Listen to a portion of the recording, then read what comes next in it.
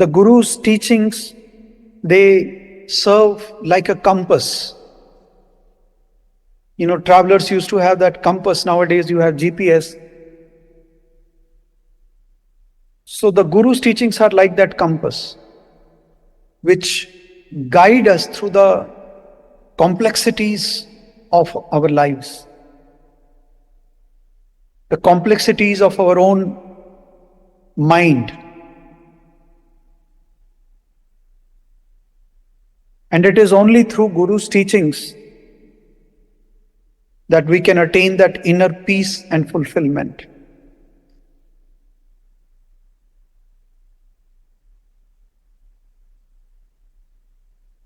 This day of Guru Purnima is also a reminder for us to show our commitment to follow a certain discipline in our life. Even though our true self is not really affected by any rules and regulations, but for every seeker of truth,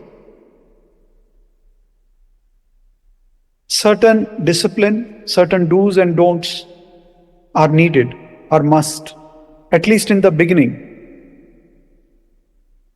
Just as we need to build a fence around a sapling. If we don't build that fence, then the wild animals, deer, rabbits, they will come and eat away the sapling. So fence is very important. Once the sapling grows into a bigger tree, then even if the fence is removed, it doesn't matter. You can even tie an elephant to that big tree, but you cannot tie an elephant to a sapling. So similarly, in the beginning, we need to have certain do's and don'ts, certain discipline. So this day of Guru Purnima, we must reinforce that discipline back into our lives.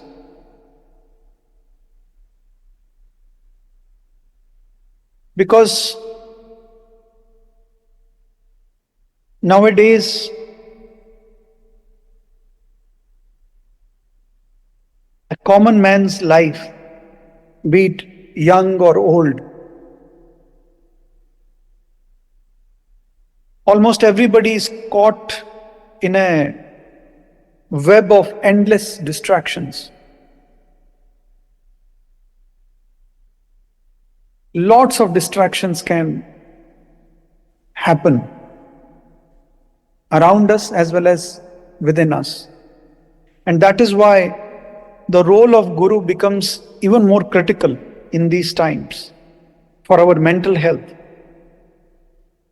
for our well-being.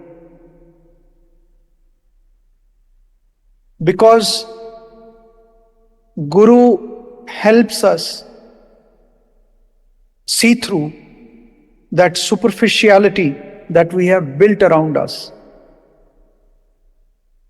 Only when we are able to go beyond that superficial web, we can realize the deeper purpose and meaning of life.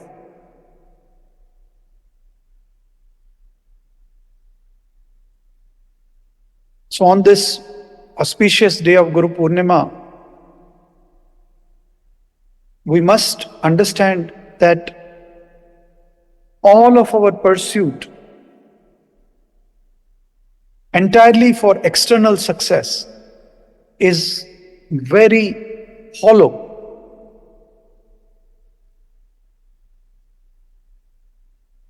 Without the inner clarity and peace.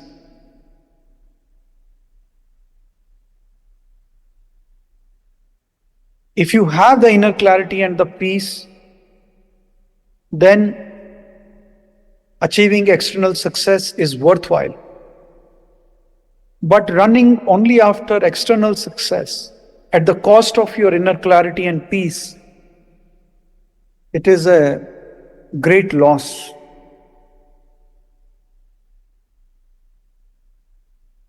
Guru's teachings are like anchor, like ships have an anchor. It keeps them fixed on the shore. Otherwise, they will get drifted away. So, Guru's teachings are like that. They bring us back to the present moment, to the now, where the true peace and fulfillment reside.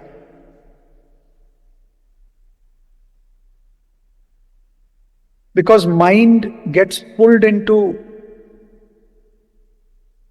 all sorts of things, sometimes in the past, sometimes in the future, all kinds of worries, anxieties, endless stream of thoughts. We need that anchor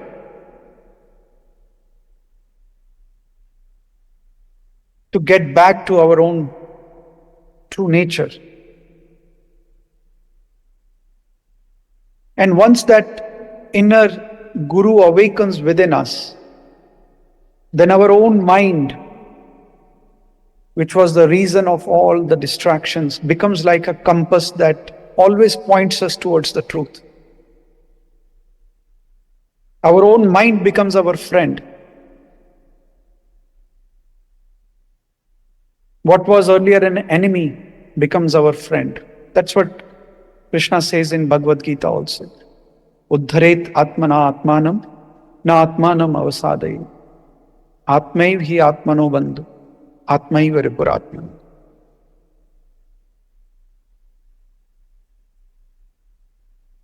The seeker of truth makes his or her own mind the best friend. But normally, people make their own mind as their worst enemy.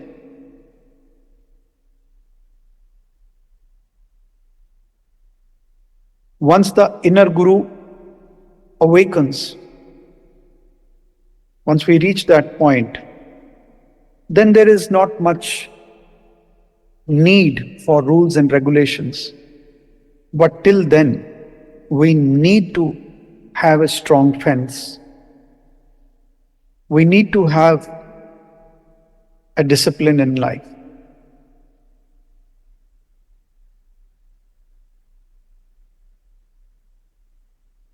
Guru is beyond all the rules and regulations. Guru may follow the rules and regulations or Guru may not. It would be a mistake if we expect Guru also to follow the rules and regulations which a beginner should follow. See, it is like this. Normally, the pedestrians, they need the sidewalk. And the vehicles such as cars, scooters, they need the roads. But a bird, this is an example which Amma often states in her satsang. A bird needs neither the sidewalk nor the road in order to fly.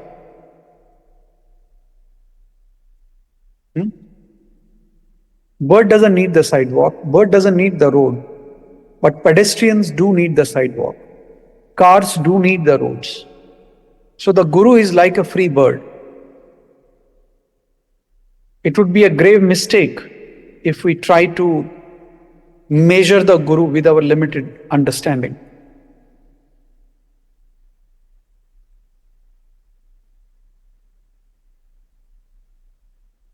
Actually, we don't know our own mind. We are completely unaware. Even though we say we have a mind, we are completely unaware of the workings of the mind.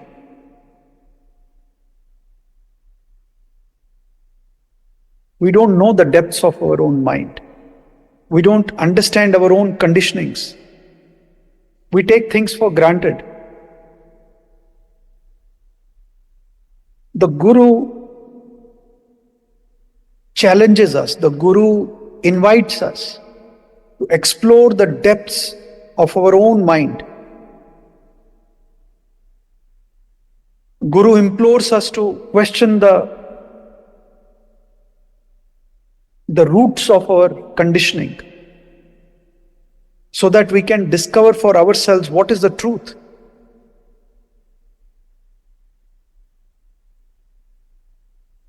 Because truth is something that lies beyond all beliefs, all ideologies, all conditionings.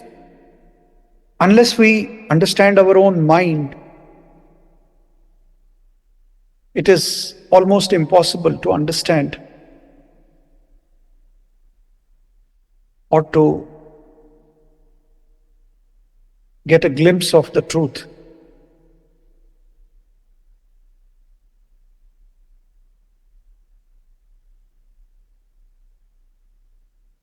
However, I must say this also on this very auspicious day: be careful in choosing your Guru.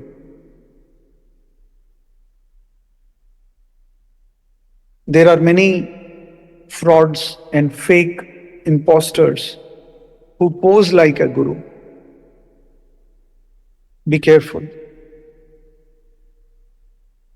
If you're lucky to have a genuine Guru, consider yourself to be immensely blessed.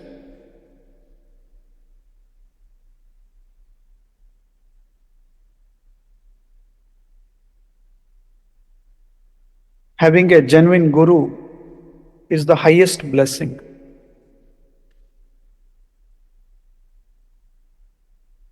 The word Guru is derived from two Sanskrit root words, Gu and Ru. You must have read this many times or heard about this. Gu signifies darkness and Ru signifies dispeller. So Guru means one who dispels the darkness, not ordinary darkness, the darkness of ignorance. And thus, Guru's role is to lead us towards the light, not the ordinary light, the light of knowledge, the light of self-realization. Notice the first portion of this word Guru is Gu, right? Then comes the Ru. And Gu represents darkness, or the disciple, you can say. Ru represents light, or you can say the master. Gu comes first, Ru comes later. What it means is that disciplehood is primary. To invoke that real disciple is much more important than trying to evaluate gurus. You know, some people do this window shopping. They go from one guru to another guru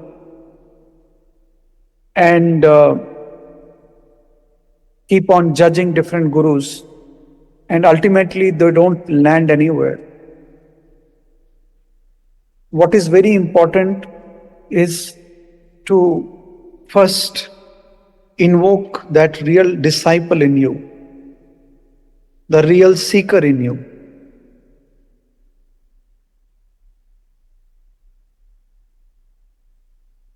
Only when there is a real seeker in you,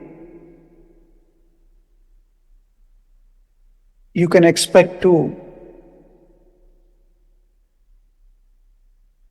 have a real guru. There's a famous saying that when the disciple is ready, the guru appears. It's demand and supply. When there is a real demand, there is real supply. When there is a fake demand, there is fake supply.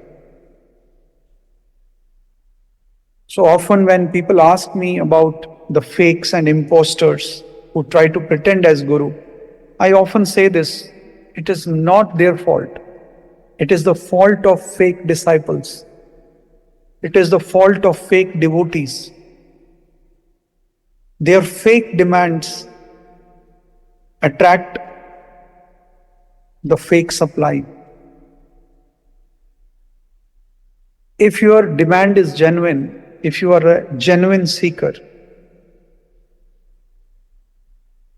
existence cannot go wrong.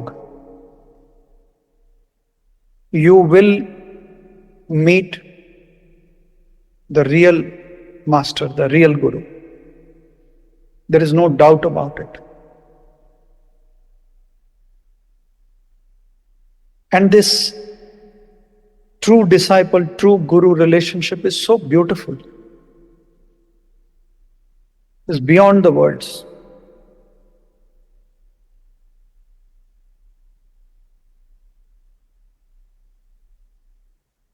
It is a relationship, but it is not like any other relationship. There are so many different types of relationships in this world. But Guru disciple relationship is very, very unique. In an ordinary relationship between any two humans, it is very common to see people saying to each other, I love you. Of course, some mean what they say, and some just put an external show. They don't really mean it, but they are forced to say it, or they just, put an external show to fool the other person.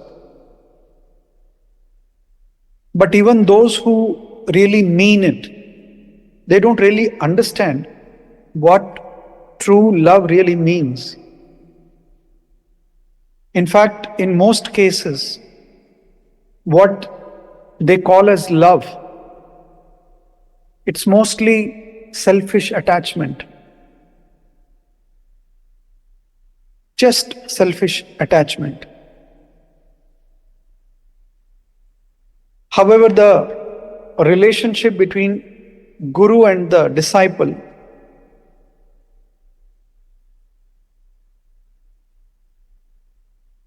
it is in this relationship that you can taste pure love.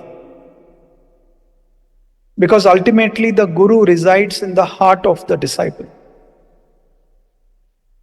As I said earlier, Guru is not just a physical person. It is much more beyond. Akhanda mandalakaram vyaptam yena characharam. In the living and the non-living. That Guru principle, that Guru Tattva is not limited to a physical form.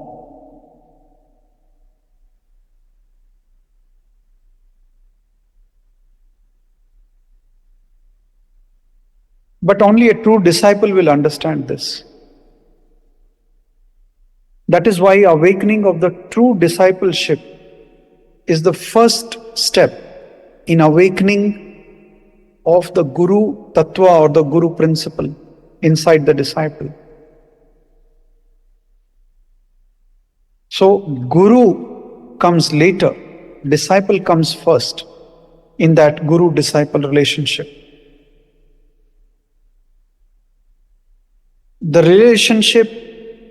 This relationship becomes complete by the master. But the relationship is only possible when there is a true disciple. Gu comes first, and then Ru comes later and makes that word complete. Guru. See, it's like this. .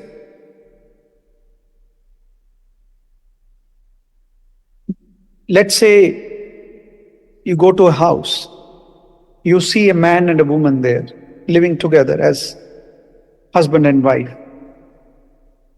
Now, just because you see a husband and a wife, you cannot come to the conclusion that they must be having children. They may or they may not have children. However, if you see a child, you can be certain that this child had a mother and a father. There is no doubt. If you see a child, the child must be having a mother or a father. So a mother or a father exists wherever a son or daughter exists,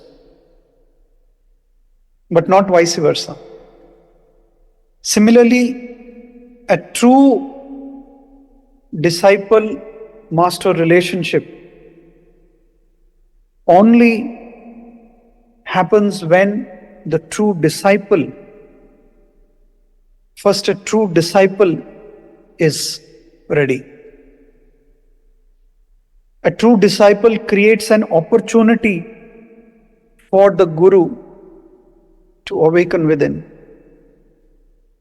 The external Guru, which is also very, very important, I must say this, that external Guru becomes a medium or a nimitta for this awakening of the inner Guru, for the real Guru-disciple relationship.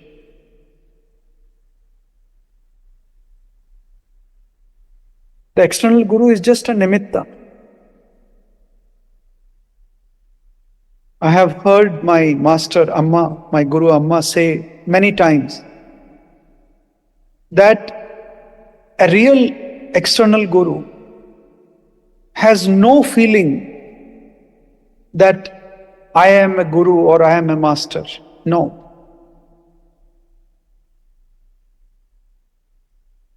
A real Guru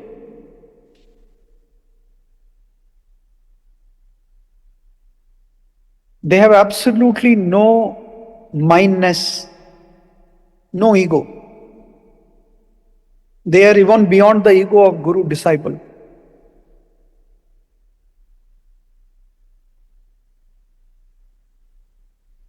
Guru naiva shishya, chidananda rupa, shivoham shivo.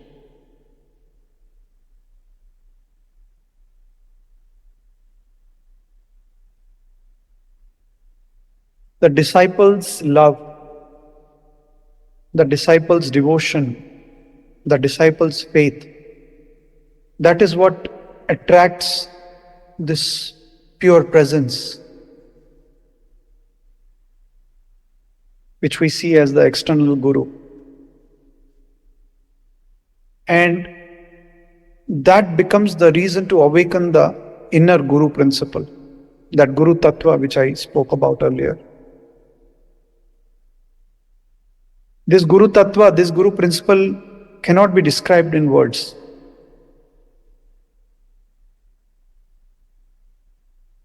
Because Akhanda Mandalakara, Vyaptam Yena Characharam. Guru is the manifestation of entire universe. Even the external Guru. He or she is the manifestation of the entire universe in the human form.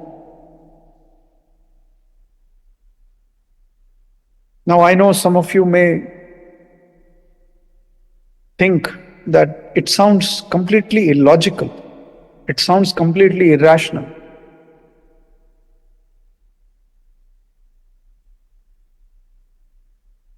But let us not forget one thing. There are many things in life which work beyond the boundaries of logic and rationality. It is good to be logical, it is good to be rational. But it would be crippling ourselves if we get stuck in the boundaries of logic and rationale.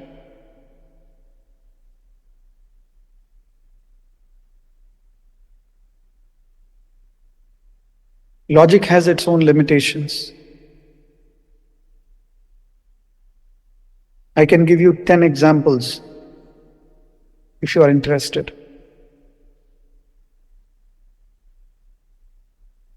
After the session, of course.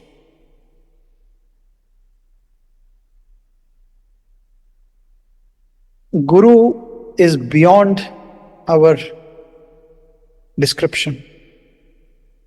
No words can describe Guru. If I were to describe eternity, I would not be able to. Our words are limited. We cannot see the wind. We can only experience it because our senses are limited. Similarly, we can only experience that Guru Tattva, that Guru principle in our heart. We cannot describe it.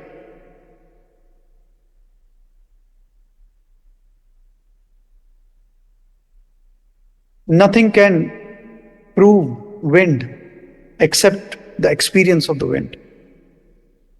Similarly, nothing can prove what Guru is, because their presence itself is the proof. The proof of the Sadguru lies in their presence, that incomparable, that indestructible and limitless presence.